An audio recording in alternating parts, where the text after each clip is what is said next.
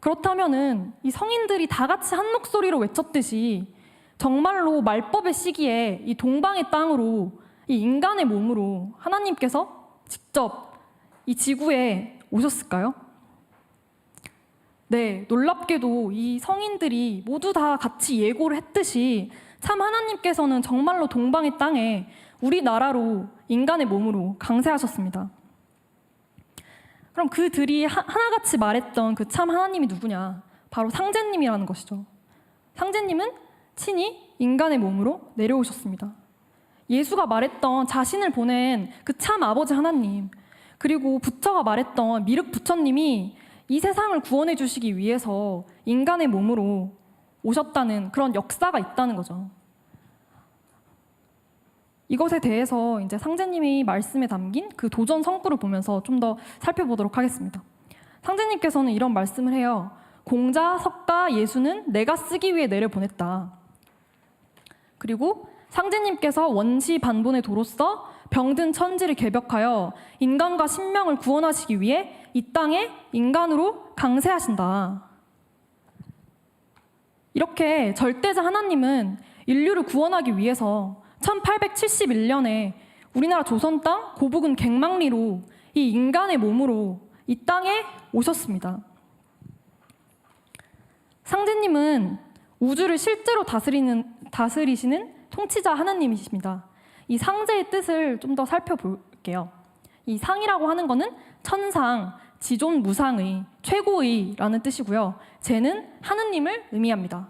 결국 이 상제가 뜻하는 바는 무엇이냐? 천상의 지존무상하신 하나님이다라는 겁니다. 이러한 상제님의 위격을 좀 표현한 그런 표현들이 도전에도 굉장히 많이 나와 있는데요. 어떻게 묘사가 되어 있냐? 상제는 온 우주의 주제자요 통치자다. 천지의 원주인이고 옥황상제다. 미륵이다. 이렇듯이 상제님은 최고의 통치자 하나님을 뜻합니다. 그 상제님의 도를 보면 시루 증자의 외산자입니다. 이 증산인 거죠. 그런데 이 증산, 그 상제님의 도에는 세 가지 의미가 있습니다.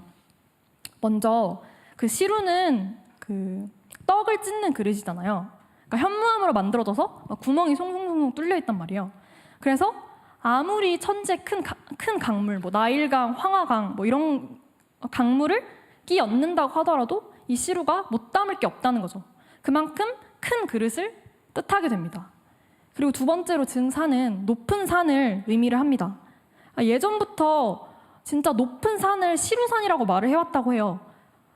저기 북한에 있는 이제 백두산도 예전에는 시루산이라고 불려왔다고 합니다. 그리고 세 번째로는 수렴의 뜻을 가지고 있습니다.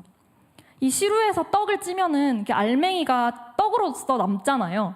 그렇듯이 뭔가 선천의 미완성된 문명을 푹 찌고 익혀서 내가 알맹이를 거두겠다라는 그런 뜻이 있습니다. 결국에 이 상제님의 도인 증산은 큰 시루와 큰 산, 그리고 미완성된 세계를 푹 찌고 익히는 어떤 주체로서의 의미가 담겨 있는 것입니다.